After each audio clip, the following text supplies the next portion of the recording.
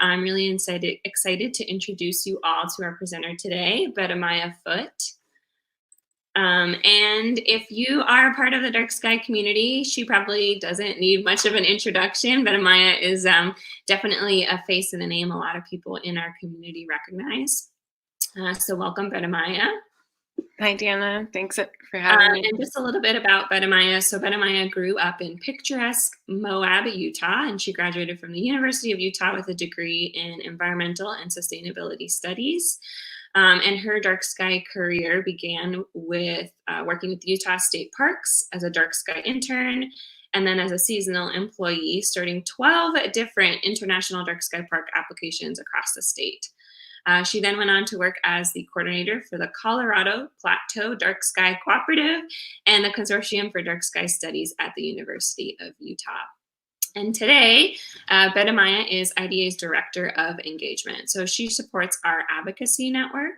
IDA staff is a small group of 9 people, if you can believe it, but we are a small army of volunteer advocates as well. So chapters and delegates around the world who are working to protect the dark in their communities. And Bettymaya is their fearless leader. So she herself is really an incredible advocate. When off the clock, Bettymaya also loves to practice her night sky photography, which is exactly what she is here to chat with us about today. And a quick disclaimer, Bettymaya is currently hunkering down in rural Colorado, where the skies are big and dark and beautiful, and where the Wi-Fi is a little bit finicky. So we're gonna use our cosmic energy and wish upon a star and hope we don't lose connection with Bettymaya here. But it's just a testament, I think, to show how dedicated she is to dark skies. So with that, I'm gonna stop talking and turn it over to Bettymaya. Bettymaya, you have put together a short video for us about astrophotography. And as the video is playing, if you guys have questions, feel free to pop those down in the comments. We are monitoring those and we'll get to answering them afterwards.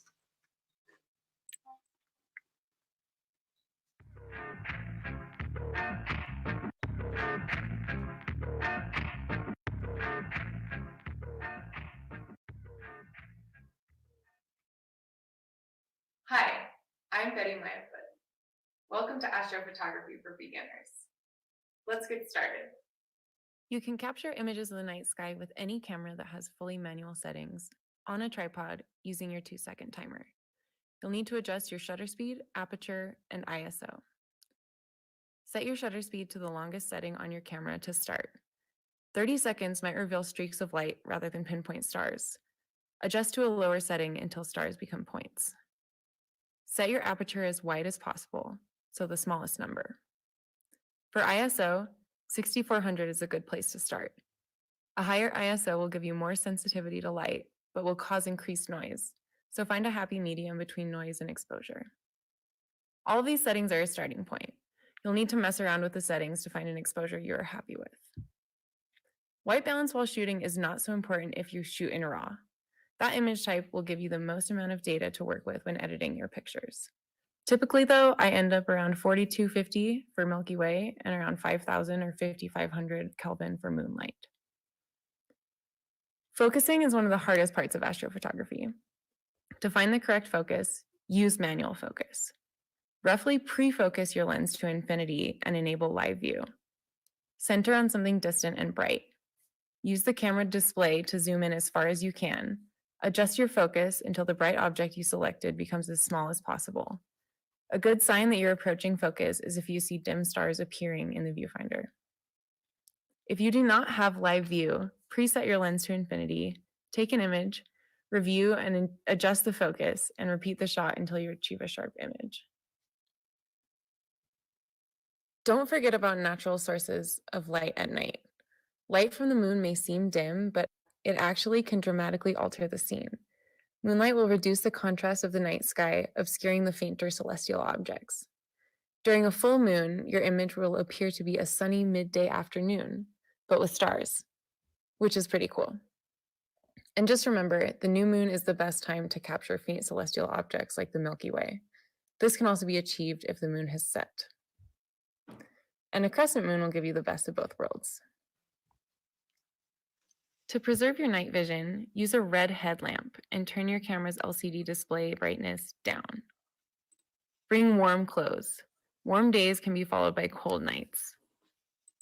Tell someone where you're going and when you plan to return. Review all current regulations about photography on protected lands and access after hours if shooting in a park area. Remember to check the weather. Sometimes a cloudy night can become clear. If there are other astrophotographers in the area where you are shooting, ask them before you start light painting or using artificial light to see what you are doing. Even small amounts of stray light can be a detriment to an image of the night sky and others' night vision. But most importantly, have fun. Let your passion for the night sky inspire others. Thanks so much for joining Astrophotography for Beginners. If you have any questions, please feel free to reach out to me. You can find me on Instagram at Bettymaya.Foott or on my website at bettymayafoott.com. Also, please check out darksky.org for more information on how you can protect dark skies. Thank you again. I'm Bettymaya Foott and wishing you clear dark skies for shooting.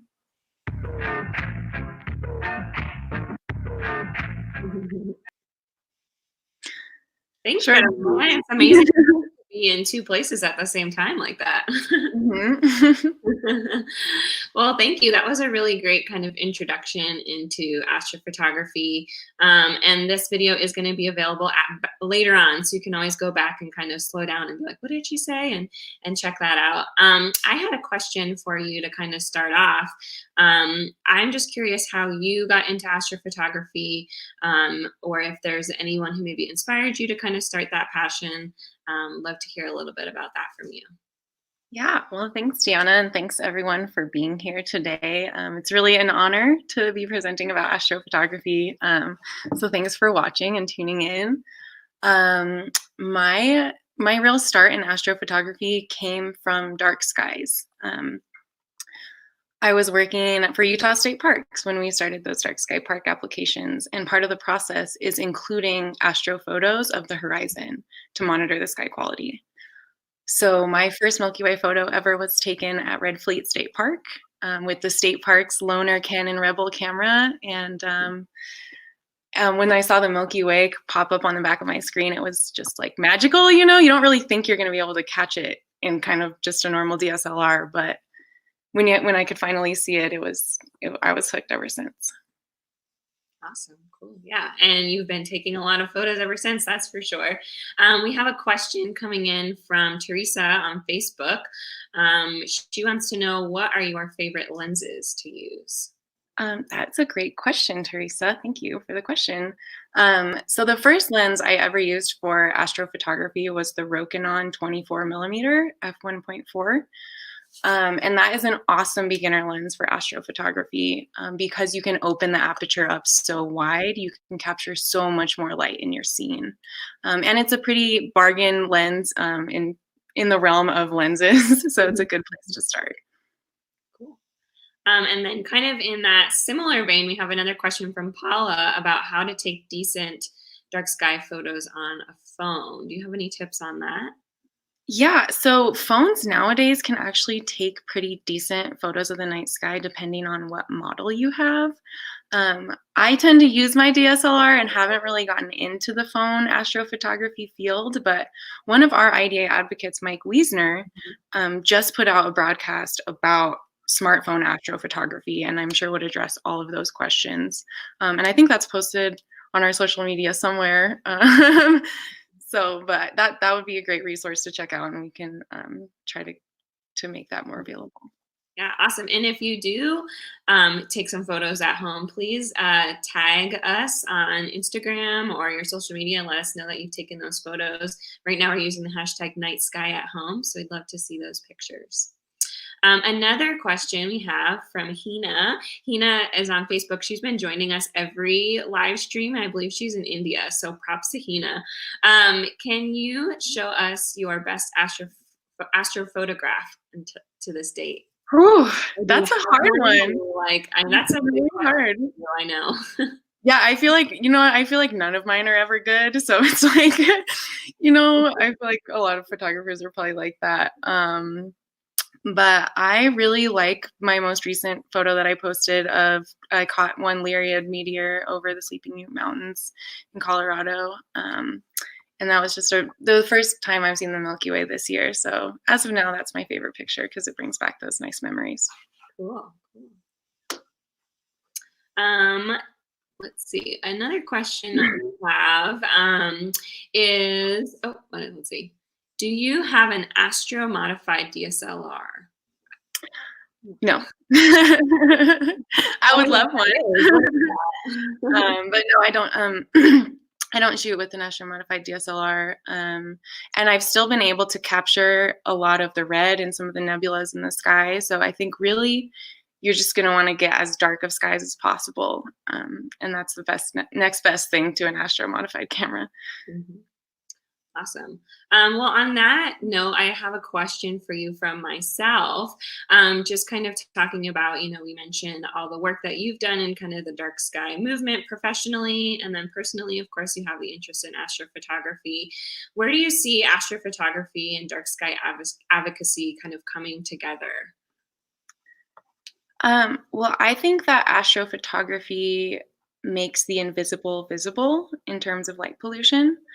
I mean, we can see a dome of skyglow on the horizon with our own eyes, but when you expose that dome of skyglow for 30 seconds on your camera, it's appalling, really. Mm-hmm. So I think that astrophotography is a great way to help spread the word and illustrate the problem of light pollution, because it can kind of hide. People don't really see it as well as our cameras can, and so if we can really communicate it well through astrophotography. And then another question, looks like we have some coming in, one from YouTube. David wants to know, do you stack your photos or are they single shot images? So all of those photos in that time lapse were single images, or time lapses of single images played one after another. I've stacked like 2 or 3 photos ever in my life, and they always look really, really good when I do it, but I typically don't. So for those of us who are new to the whole astrophotography space, can you talk a little bit about what stacking and single shot is? Yeah. So as I mentioned in the video, when you increase your ISO, it increases your camera's sensitivity to light, but it can also increase that digital grain or noise you'll see in an image. So those are just kind of like the hot pixels or any type of like grainy look to your image that can be caused by high ISO or long shutter speeds. So what you can do to mitigate that noise is take multiple images one after another and then use software to stack them on top of each other, and it figures out what the hot pixels are and removes all of them and replaces it with all the good pixels from all the other pictures you've taken. Mm-hmm. So it really smooths out your image and makes it more professional, especially if you're looking to print it. Cool. Another question from Teresa on Facebook. Any tips for capturing meteors? Are there certain meteor showers that are easier to capture than others? Yes. Yeah, meteor showers are super fun and super frustrating because it's really rare that you'll get a cool meteor in your camera lens. So I was very blessed to get one recently. But I just typically set up like a time lapse. So just set up a general Milky Way exposure and then have that repeat one after another so that when the meteors do come, you're always exposing as much as possible to catch anything that may be in your frame. And then kind of the bigger ones are the Geminids in December, the Leonids. I actually don't know when those are, but some of the bigger names are usually the meteor showers that will have the most amount of activity, but it's also really important to just be aware of the moon phase during meteor showers as well. Mm-hmm. You want to have a meteor shower during a new moon, which is what we just did with the Lyriads, which was great. But I think the Perseids last year was like basically a full moon, so that's going to wash out a lot of those fainter meteors. Nadine wants to know, in what Bortle scale do you live? I live in Bortle scale 4 and get to 3 within a 5-minute walk. Ooh, very nice. And could you maybe talk a little bit about what the Bortle scale is for folks who are new to that concept? Yeah. Well, thank you, Nadine, for bringing this up. The Bortle scale is a scale that was developed by amateur photographers and astronomers to basically determine the darkness of your sky. So a Bortle, it goes from 1 to 9, 9 being the most light polluted and 1 being the darkest skies possible. So I actually don't know what Bortle scale I live in now, because I was in the middle of Tucson and now I'm on the very east side of Tucson, really close to dark skies. So maybe it's like a 3, and within a 5-minute walk I could get to a 2. But I'll have to verify. So thanks for asking. Jeff on Facebook wants to know, any thoughts on mirrorless cameras versus digital single lens reflex DSLR cameras? This question was like, I was thinking about a lot for a while, because I've always shot with a DSLR. I started on Canon. I started with the 6D. I just got the 5D Mark IV. And it's like big and heavy, you know, and everyone who's cool has like a Sony or a mirrorless. So I was looking into it for a while and thinking about it. But really, when it comes down to it, I think the weight doesn't change that much because of the added weight of the lenses. And so I don't know. I think both are really good for astrophotography, and it just kind of comes down to personal preference or what you've already invested in. Scott would like to know on Facebook, typically how long do you stay outside for each photo session to get the picture you like? Oh, that's a good question. Yeah, Scott, thank you for asking that question. Pretty much all night long.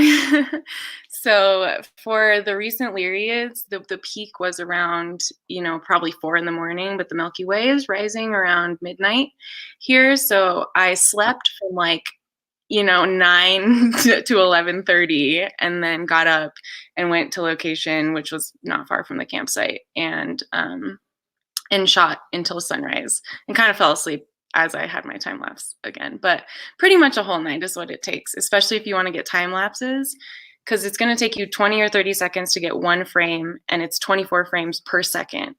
So it's a big time investment. Do you have any sky tracker for long exposures and for DSO astrophotography? These are really great questions that I don't even know what they mean. So yeah, Osama, great to hear from you. Osama is one of our delegates, and he's in. So thank you for tuning in. IDA has a star tracker that was donated to us, and I've used it a couple times, and it was really fun. But for me, it's so hard to set up. Not really hard to set up, but I haven't really gotten into it, because also you're gonna have to stack your photos, your exposures. Sorry, I'm getting into this. So if you're using a star tracker, you're basically mirroring the rotation of the Earth so that the stars stay crisp in your image. But that means that your foreground will then have trailing in it. So you're trading off, basically, if you want trailing in your stars or trailing in your foreground. And if you get that trailing in your foreground, you'll have to take a different, shorter exposure and merge that with your star exposure to have one single image of the landscape. And I typically, like Babak, like to shoot with just a single exposure. Could you, here's another question. Heather from YouTube wants to know, what about the Northern Lights? Have you seen them? I've seen them once. I've seen them twice. I saw them once from the plane to Alaska, and once on the one clear night I had in Alaska. And so that is one of the things that I really need to do a lot more of. And were you able to get the shot? I got the shot, but it wasn't like the shot, Go back. So definitely need to go back there. Great. And then Sam on Facebook says, hello from Elon Valley International Dark Sky Park. What DSLR camera do you use? So when I started in astrophotography, I started with the Canon 6D. Which I would highly recommend to anyone now. It was at the time the cheapest full frame sensor that I could find, and I think it might still be. And that having that wider, bigger sensor is going to make a huge difference in astrophotography if you're looking to invest in a full frame camera. So the 6D is a great place to start. And I recently got the 5D Mark IV, which is also a great camera. Another question, any celestial object that you have not captured until now and is on your list? Well, this morning I was thinking about sprites. I have yet to capture a sprite, which would be a really cool thing to capture. And so I don't know if people know what those are. I don't really even know how to explain what they are, but they're kind of the electrical discharges above lightning that are like red. And they're really cool and kind of elusive and hard to see. So I haven't gotten any of those yet. Okay, we'll have to work on it. Another question from Casey on Facebook. How can we align our tracker towards the Polaris during daytime? So I'm not super experienced with trackers, but I have seen people use a compass. So simply aligning your tracker directly towards north with your compass and then adjusting the height based on your latitude. Steve Miller wants to know, how on earth manually on the stars? Steve Miller. I'm not answering this question. Very carefully. So, I mean, yeah, it's the hardest part for me. It was really, really hard to get down. And it's still hard for me. I still check my focus like 15 times when I'm doing it because I feel like it's wrong. But, just find that brightest point of light on the horizon. Usually it's a planet or a bright street light. Hopefully it's fully shielded far away. And then you point your camera towards that, zoom in using your camera LCD screen, not your lens. So like the button with the magnifying glass, put that, zoom in as far as possible, and then adjust your focus until that point of light is as small as possible. Sounds like you need a lot of patience.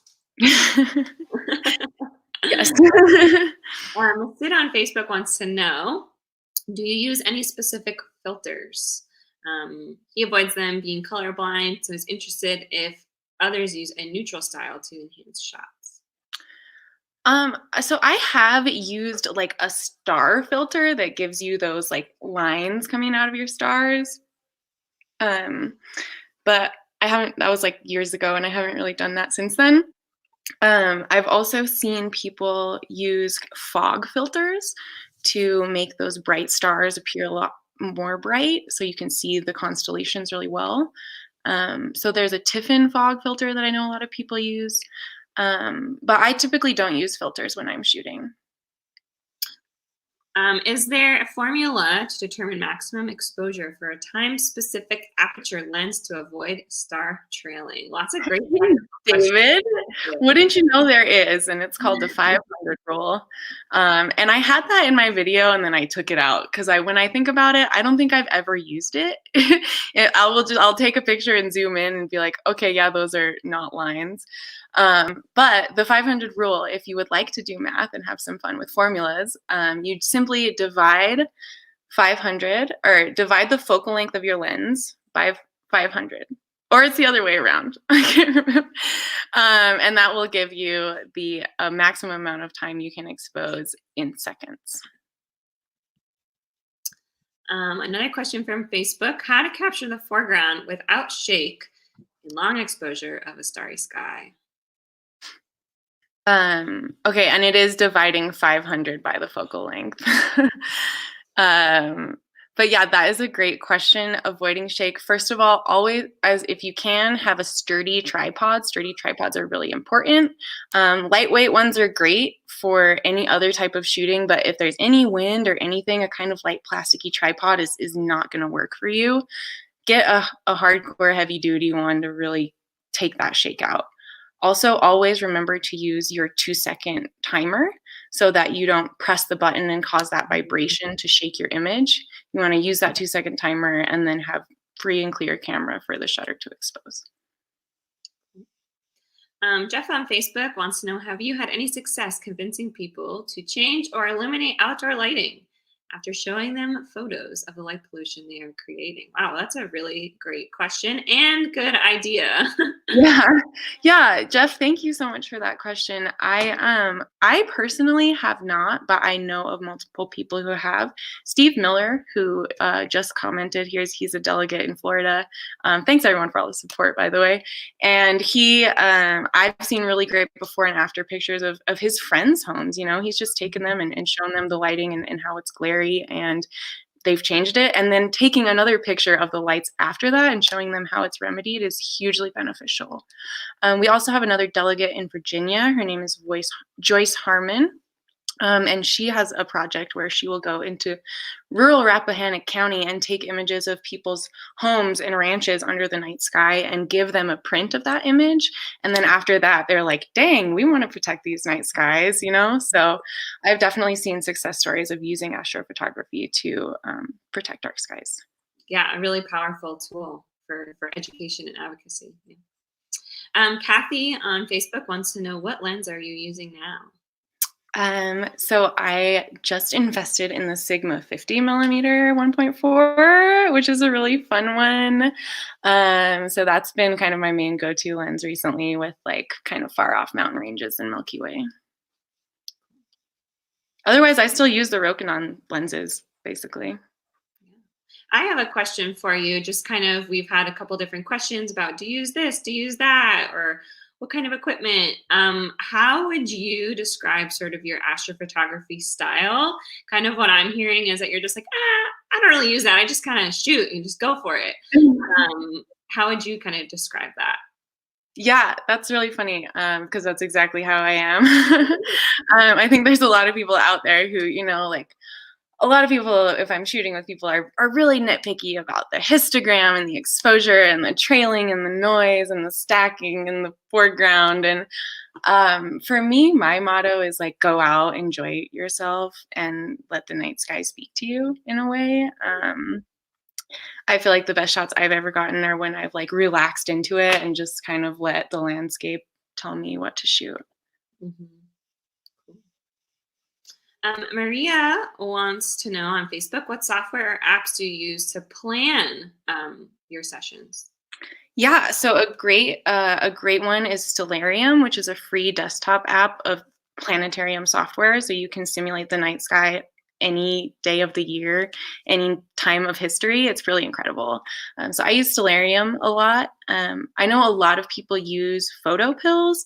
I don't typically use photo pills or Photographer's Ephemeris. I think it's really fun actually to not plan and use your own understanding of how the night sky changes throughout the year, and just to kind of see what shows up. I've hiked to False Kiva in the middle of the night and set up my shot and have the Milky Way be totally out from where I thought it was going to be, though. So I could definitely see why you would want to plan your shot as well. So.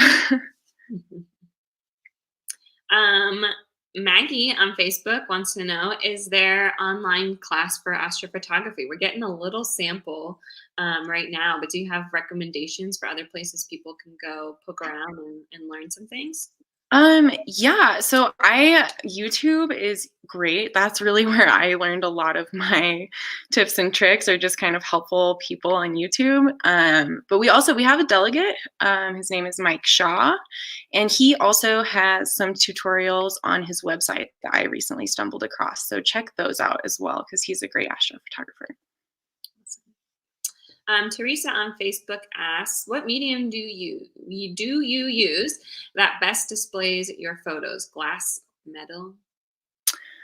I've struggled with metal. I know people like love metal, but I feel like sometimes you got to get the right metal printer. Otherwise, it's just going to wash out that contrast of your stars and Milky Way. I really like the look of canvas wraps on my images because, you know, they're kind of crinkly, so it smooths out any of the imperfections that may be in your image as well. And I typically tend to have mine printed on canvas. There's a lot of really great questions coming in. Steve Miller has another question. Do you have an equation of how many images you capture when you want to stack them? Are there other factors in this? That's a great question, Steve. So you can do as many as you need. Pretty much up to 10 is probably going to be enough. And any more than that, your stars are going to be moving. So that's the other factor to consider when doing stacking your images, is you want to have enough to get rid of all the noise, but not too much that it's going to confuse the stacking software because the stars have moved so much. And I think this will be our last question from the audience. A lot of great ones. How do you capture dark and bright objects in a single frame, like Moon and Uranus, for example? Well, I've never gotten Uranus in a photo, so that would be really, really, really tricky. You would definitely need to do 2 exposures for that. But like the one of the time lapses I had in my video was the Moon and Venus conjunction. And if you just kind of play with your exposure to see where you find on a happy medium, you can usually find something that's in between both, and then pull down your highlights in post or bring up your shadows to compensate. Well, thank you. That's a lot of questions about astrophotography coming in from the audience. It's really great. Thank you guys for getting engaged. I have a question that I want to put out there for you because we've had a couple other astrophotographers presenting with us over the last few days.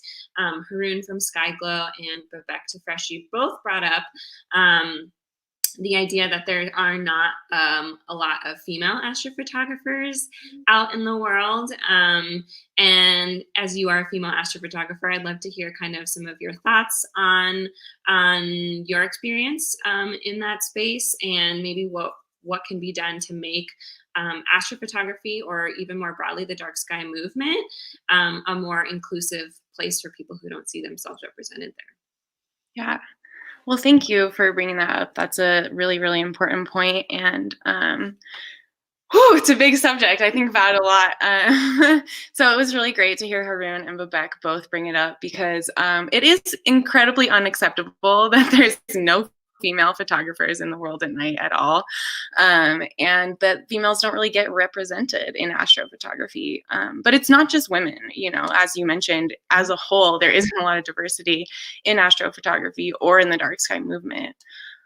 So personally, I've recently started thinking about putting together a group for women in astrophotography. I started on Instagram. It's at Women in Astro, or I think at Women in Astrophotography. There's only one post so far, but I really think that it's important for all of us to support each other and to work to elevate women in this field and to show how many cool women astrophotographers are out there. So that's really the goal with Women in Astrophotography, is to gather all the amazing women astrophotographers and to elevate all of their incredible work so that it's seen by the mainstream. And I think that needs to be done with more than just women, but for now, that's kind of the step that I feel like I can take.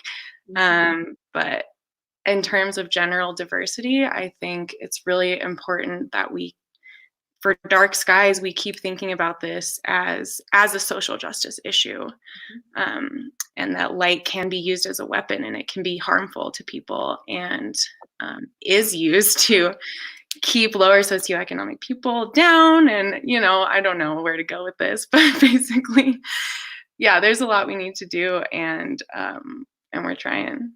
Yeah, definitely, for sure. And the advocacy program that we have at IDA is really a big part of that. I think we really strive to make sure that it's a community that is representative of folks all over the world and from all sorts of different backgrounds and interests. That's one of the things that I think is really beautiful about the dark sky movement, is people come for lots of different reasons. It could be for their interest in astrophotography or astronomy, or it could be their concern for wildlife or human health, and they just want to have a better night's sleep. So it's a really cool topic that a lot of different folks can come to. And you can learn more about it at darksky.org, and you can engage in the content we've put together this week at idsw.darksky.org. You can hear from the different folks around the world who have put together presentations for us this week, and learn about the different perspectives and experiences that people have with the beautiful night sky. So thank you, Bettymaya, for joining us. If folks want to track you down, where can they find you? Yeah, Find me on Instagram at bettymaya.foot. My website is bettymayafoott.com. I have a Twitter. It's bettymayafoot, but I don't use it as much as Instagram. So yeah, shoot me a message. I would be happy to connect with people. And also, yes, please join the Advocacy Network. It's so fun to see people from all around the world connecting about their passion for preserving dark skies. So you can learn more about that on our website, or shoot me an email at bettymaya@darksky.org. And we'd love to get you involved in our advocacy network. We have monthly training programs on different dark sky topics, an advocate newsletter, and it's just a great community to learn about how you can protect the dark skies and get inspired by others. Yeah, and a lot of that community has been in the comments. So thank you guys for joining us. I hope you have a great rest of your day or night, wherever you are in the world, and a great rest of your International Dark Sky Week. We'll be back again later today as well as tomorrow. So stay tuned. Thank you.